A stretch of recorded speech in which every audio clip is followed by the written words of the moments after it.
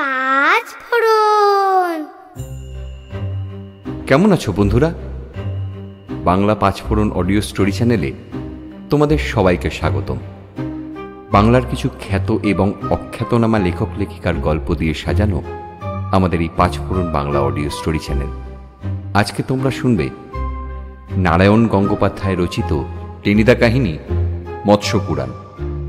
কথা সাহিত্যিক নারায়ণ গঙ্গোপাধ্যায় 4 ফেব্রুয়ারি 1918 সালে অবিভক্ত বাংলার দিনাজপুরের বালিয়াডাঙ্গিতে জন্মগ্রহণ করেন। তার প্রথম উপন্যাস উপনিবেশ। এছাড়াও লিখে গেছেন অসংখ্য ছোট গল্প এবং উপন্যাস। ছোটদের জন্য তার সৃষ্ট কাল্পনিক চরিত্র টেনিদা খুবই জনপ্রিয়। এই কথা সাহিত্যিক 8ই নভেম্বর 1970 সালে মাত্র 52 বছর বয়সেই ইহলোক ত্যাগ করেন। শুরু হচ্ছে আমাদের আজকের গল্প টেনিদার মৎস্য পুরাণ। তুমি যাও বঙ্গে, কপাল যায় সঙ্গে। বঙ্গে আর যাব কোথায়, বঙ্গেই তো আছি। একেবারে ভেজালহীন খাঁটি বঙ্গ সন্তান। আসলে গিয়েছিলাম ওই বঙ্গেশ্বরী মিষ্টান্ন ভাণ্ডারে। সবে দিন সাতেক ম্যালেরিয়ায় ভুগে উঠেছি। এমনিতেই বরাবর আমার একটু খাইটা বেশি। তার ওপর ম্যালেরিয়া থেকে উঠে খাওয়ার জন্য প্রাণটা একেবারে ত্রাহি ত্রাহি করে। দিন রাত্রির শুধু মনে হয় আকাশ খাই, পাতাল খাই। খিদেতে আমার পেটের 32টা নাড়ি একেবারে গোখরো সাপের মতো পাক খাচ্ছে। শুধু তো পেটের খিদে নয়, একটা ধামার মতো পিলেও জুটেছে সেখানে। আজ তো হিমালয় পাহাড়টাকে আহার করেও বোধহয় সেটার আশ মিটবে না। সুতরাং বঙ্গেশ্বরী মিষ্টান্ন ভাণ্ডারে বসে গোটা তিনেক ইয়া রাজভোগকে কায়দা করবার চেষ্টায় আছি। কিন্তু তুমি যাও বঙ্গে। এই যে পেলা বেড়ে আছিস, আমার পিলেটা ঘোঁত করে নেচে উঠেই কোঁত করে বসে পড়ল। রাজভোগটায় বেশ জুৎসই একটা কামড় বসিয়েছিলাম। সেটা ঠিক তেমনি করেই হাত আর দাঁতের মাঝখানে লেগে রইল ওই ত্রিশঙ্কুর মতো। শুধু খানিকটা রস গড়িয়ে আদ্যির পাঞ্জাবিটাকে ভিজিয়ে দিল। চেয়ে দেখি আর কে, পৃথিবীর প্রচণ্ডতম বিভীষিকা, আমাদের পটলডাঙ্গার টেনিদা। পুরো 5 হাত লম্বা, খটখটে জোয়ান। গড়ের মাঠে গোড়া ঠেঙিয়ে এবং খেলায় মোহনবাগান হারলে রেফারি পিটিয়ে স্বনামধন্য। আমার মুখে অমন সরস রাজভোগটা কুইনাইনের মতো তেতো লাগলো। টেনিদা বললে, এই সেদিন জ্বর থেকে উঠলিনি, এর ভেতরেই আবার ওইসব জাতা খাচ্ছিস। এবার তুই নির্ঘাত মারা পড়বি। মারা পড়ব? আমি সভয়ে বললাম। আলবাত, কোনো সন্দেহ নেই। তবে আমি তোকে বাঁচাবার একটা চেষ্টা করে দেখতে পারি। এই বলে বোধহয় আমাকে বাঁচাবার মহৎ উদ্দেশ্যেই নাকি 2টো রাজভোগ তুলে টেনিদা কপ কপ করে মুখে পুড়ে দিলে। তারপর তেমনি সিংহনাদ করে বললে, আরো 4টে রাজভোগ। আমার খাওয়া যা হওয়ার সে তো হলোই। আমারই পকেটের নগদ 3.5 টাকা খসিয়ে এ যাত্রা আমার প্রাণটা বাঁচিয়ে দিলে টেনিদা। মনে মনে চোখের জল ফেলতে ফেলতে বেরোলাম দোকান থেকে। ভাবছি এবার ওই হেদোর কোনা দিয়ে সাট করে ডাব স্ট্রিটের দিকে সটকে পড়ব, কিন্তু টেনিদা ক্যাক করে আমার কাঁধটা চেপে ধরল। সে তো ধরা নয়, যেন ধারণ। মনে হলো কাঁধের উপর কেউ একটা 1.5 মণি বস্তা ধবাস করে ফেলে দিয়েছে। যন্ত্রণায় শরীরটা কুঁকড়ে গেল। আই পালা, পালাচ্ছিস কোথায়? ভয় আমার ব্রহ্মতালু অবধি কাঠ। বললাম, না পালাচ্ছি না তো। তবে যে মানিক দিব্যি কাঠবিড়ালির মতো গুটি গুটি পায়ে বেমালুম হাওয়া হয়ে যাচ্ছিলে। বাবা, চালাকি না চলিষ্যতি। তোকে আমার সঙ্গে যেতে হবে এখন। কোথায়? কেন? দমদমায়। আমি অবাক হয়ে বললাম, দমদমায় কেন? টেনিদা চটে উঠল। তুই একটা গাধা। আমি বললাম, গাধা? গাধা হওয়ার মতো কি করলাম? টেনিদা বাঘা গলায় বললে, কি আর করবি, তোপার মোট বইবি, ধাপার মাঠে কচি কচি ঘাস খাবি, না হয় প্যাহো প্যাহো করে চিৎকার করবি। আরে আজ রবিবার, দমদমায় মাছ ধরতে যাব। এটা কেন বুঝিস নে উজবুক কোথাকার? মাছ ধরতে যাবে তো যাও, আমাকে নিয়ে টানাটানি করছো কেন? তুই না গেলে আমার বড়শিতে টোপ গেতে দেবে কে শুনি?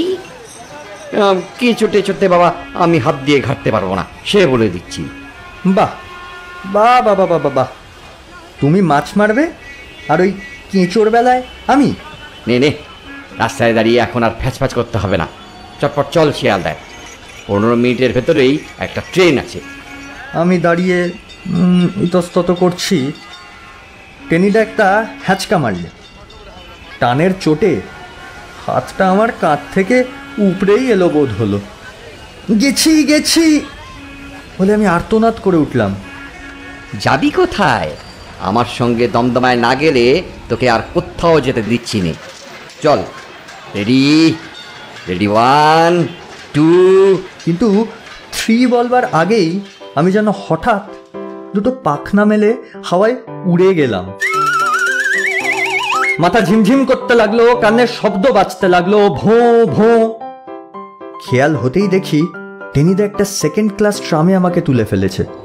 আমাকে বাজখাই গলায় আশ্বাস দিয়ে বললে, যদি মাছ পাই তবে ল্যাচ থেকে কেটে তোকে একটু ভাগ দেব, যা। কি ছোট লোক, যেন মুড়ো পেটি আমি আর খেতে জানি না। কিন্তু ওই যে তর্ক করতে সাহস হলো না। একটা চাঁটি হাঁকড়ালেই তো মাটি নিতে হবে, তারপরে খাটিয়া চড়ে খাটি নিমতলা যাত্রা। মুখ বুজে বসে রইলাম। মুখ বুজেই শিয়ালদা পৌঁছলাম।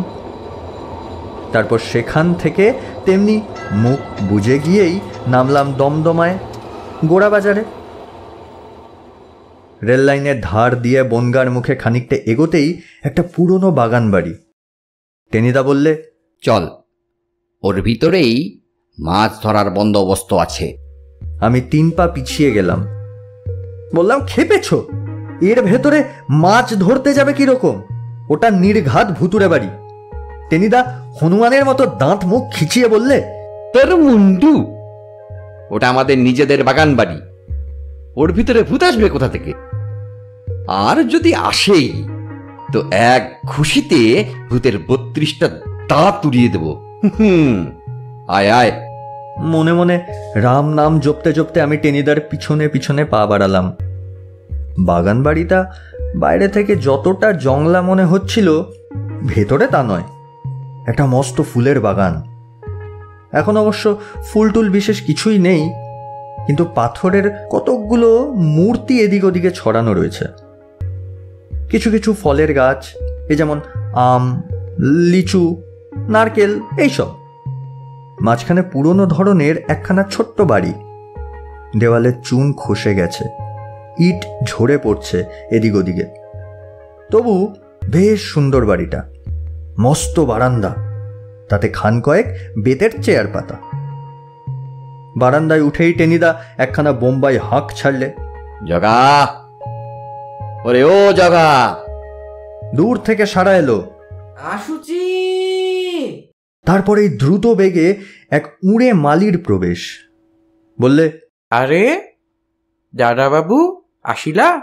টেনিদা বললে, হা, আসিলাম। এতক্ষণ কোথায় ছিলি বেটা গভূত? শিগগিরি যা, ভালো দেখে গোটা কয়েক ডাব নিয়ে আয়। এগে আনুচি। বলেই জগা বিদ্যুৎ বেগে বানরের মতো সামনের নারকেল গাছটায় চড়ে বসল। তারপর মিনিট খানেকের মধ্যেই নেমে এলো ডাব নিয়ে। পর পর 4টে ডাব খেয়ে টেনিদা বললে, জগা, সব ঠিক আছে তো? জগা বললে, হ্যাঁ।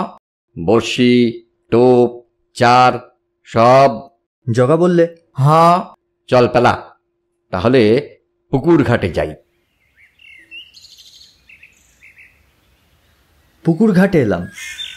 সত্যি সত্যি খাসা পুকুর ঘাট, সাদা পাথরে খাসা বাঁধানো। পুকুরে অল্প অল্প শ্যাওলা থাকলেও দিব্যি টলটলে জল। ঘাটটার ওপরে নারকেল পাতার ছায়া ঝিরঝিরে বাতাসে কাঁপছে, পাখি ডাকছে এদিকে ওদিকে। মাছ ধরবার পক্ষে একেবারে চমৎকার জায়গা। ঘাটটার ওপরে দুটো বড় বড় হুইল বড়শি। বড়শি দুটোর চেহারা দেখলে মনে হয় হাঙর কুমির ধরবার মতলব আছে। টেনিদা আবার বললে, চার করেছিস জগা? হ্যাঁ কিছু তুলেছিস? হ্যাঁ। তবে যা তুই, আমাদের জন্য খিচুড়ির ব্যবস্থা করগে। আয় পেলা, এবার আমরা কাজে লেগে যাই। নে নে নে, বড়শিতে কেঁচো গাদ দেখি। আমি কাঁদো কাঁদো মুখে বললাম, কেঁচো গাঁদবো? টেনিদা হুঙ্কার ছাড়ল, নইলে কি তোমার মুখ দেখতে এখানে এনেছি নাকি? ওই তো বাংলার পাঁচের মতো তোর মুখ। ও মুখ দেখবার মতো আবার কি আছে রে? মাইরি পেলা, এখন বেশি বকাস নেই আমাকে, মাথায় খুন চেপে যাবে। ধর কিছু নে। কি কুক্ষণেই যে আজ বাড়ি থেকে বাইরে পা বাড়িয়েছিলাম রে। এখন প্রাণটা নিয়ে ঘরের ছেলে মানে মানে ঘরে ফিরতে পারলে হয়। আমার মুখের দিকে তাকিয়ে টেনিদার বোধহয় দয়া হলো। বললে, নে নে, মন খারাপ করিস নি। আচ্ছা আচ্ছা, মাছ পেলে আমি মুড়োটা নেব, আর সব তোর। ভদ্রলোকের এক কথা। নে এখন কেঁচো গাঁথ। মাছ টেনিদা যা পাবে সে তো জানাই আছে আমার। লাভের মধ্যে আমার খানিক কেঁচো ঘাটাই সার। এরই নাম পোড়া কপাল। কিন্তু ভদ্রলোকের তো এক কথা, সে যে কি সাংঘাতিক কথা সেটা টেনিদা টের পেলে।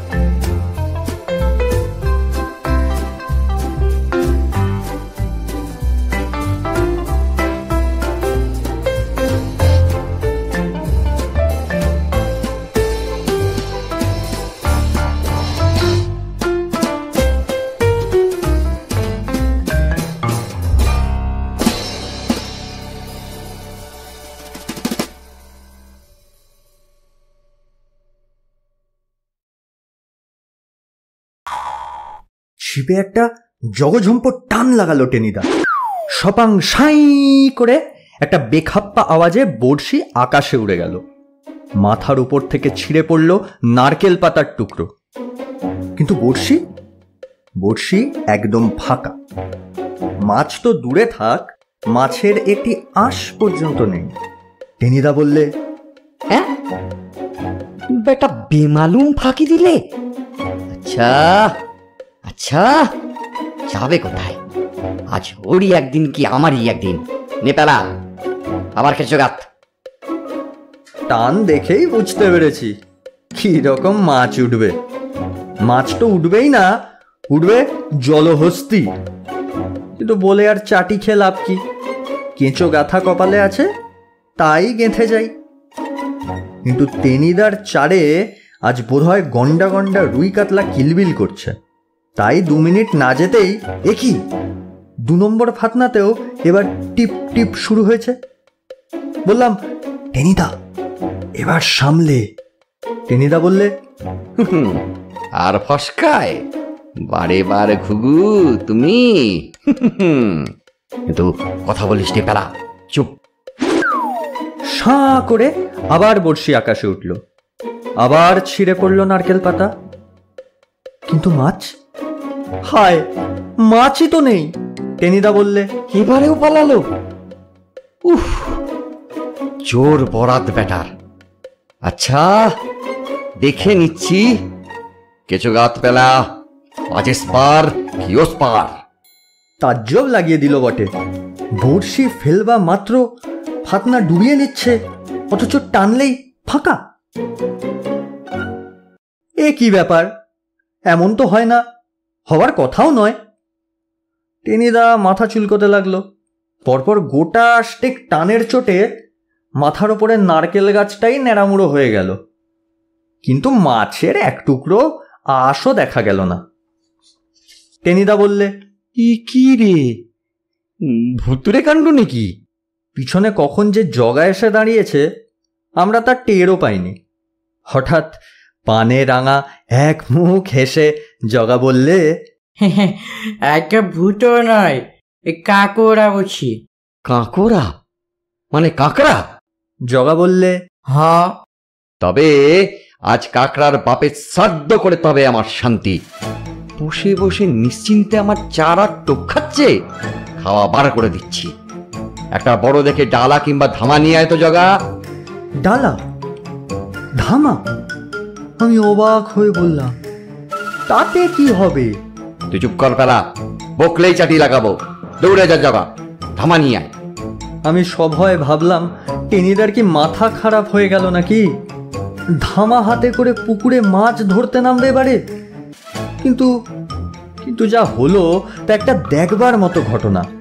সাবাস একখানা খেল, একেবারে ভানুমতির খেল।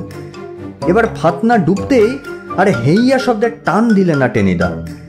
আস্তে আস্তে অতি সাবধানে বড়শিটাকে ঘাটের দিকে টানতে লাগলো। তারপর বড়শিটা যখন একেবারে কাছে চলে এসেছে, তখন দেখা গেল মস্ত একটা লাল রঙের কাঁকড়া বড়শিটা প্রাণপণে আঁকড়ে আছে। টেনিদা বললে, বড়শি জলের উপর তুললেই ও বেটা ছেড়ে দেবে।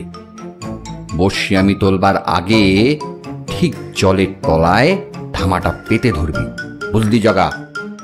তারপর দেখা যাবে কে বেশি চালাক, আমি না বেটার ছেলে কাঁকড়া। তারপর আরম্ভ হলো সত্যিকারের শিকার পর্ব। টেনিদার বুদ্ধির কাছে এবারে কাঁকড়ার দল একেবারে ঘায়েল। আধ ঘন্টার মধ্যে ধামা বোঝাই। দুটো প্রকাণ্ড প্রকাণ্ড হুইলের শিকার 2-20 কাঁকড়া। টেনিদা বললে, মন্দ কি, কাঁকড়ার ঝোল খেতেও খারাপ নয়। তোর খিচুড়ি কদ্দূর জগা? কিন্তু ওই যে ভদ্রলোকের এক কথা, আমি সেটা ভুলিনি। বললাম, টেনিদা মুড়োটা তোমার আর লেজা পেটি আমার, মনে আছে তো? টেনিদা আতকে বললে, হ্যাঁ? আমি বললাম, হ্যাঁ। টেনিদা 1 মিনিটে কাঁচুমাচু হয়ে গেল।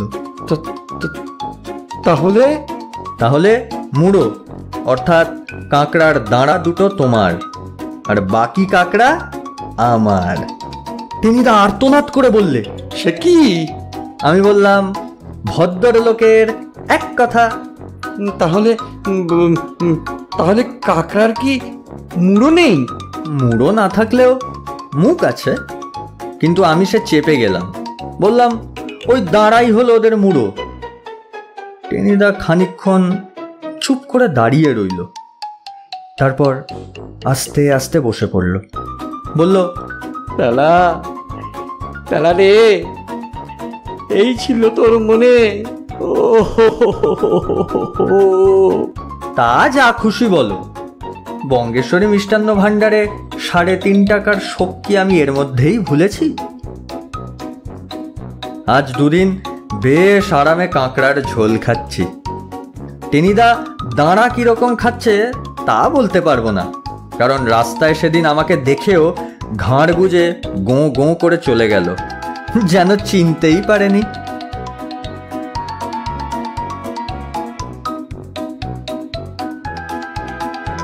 এতক্ষণ শুনছিলে নারায়ণ গঙ্গোপাধ্যায় রচিত মৎস্য পুরাণ। পেলার ভূমিকায় শারণ্য সান্যাল, জগার ভূমিকায় হাবিবুর শেখ, গল্পের সূত্রধর টেনিদা এবং অন্যান্য চরিত্রে Kaushik Ganguly. Poster design, recording, sound mixing, special effect Kaushik Ganguly. আমাদের গল্পটা ভালো লাগলে আমাদের চ্যানেলটাকে সাবস্ক্রাইব করতে অবশ্যই ভুলো না, আর সঙ্গে বেল বাটনটাকে অবশ্যই প্রেস করো আমাদের আগামী গল্পের আগাম আপডেট পেতে। আর তার সঙ্গে লাইক, শেয়ার আর কমেন্ট বক্সে অবশ্যই জানাও তোমাদের মূল্যবান মতামত, কারণ তোমাদের মতামত আমাদের আগামী দিনের পথ চলার পাথেয়। তাহলে দেখা হচ্ছে আগামী সপ্তাহে একই দিনে একই সময়।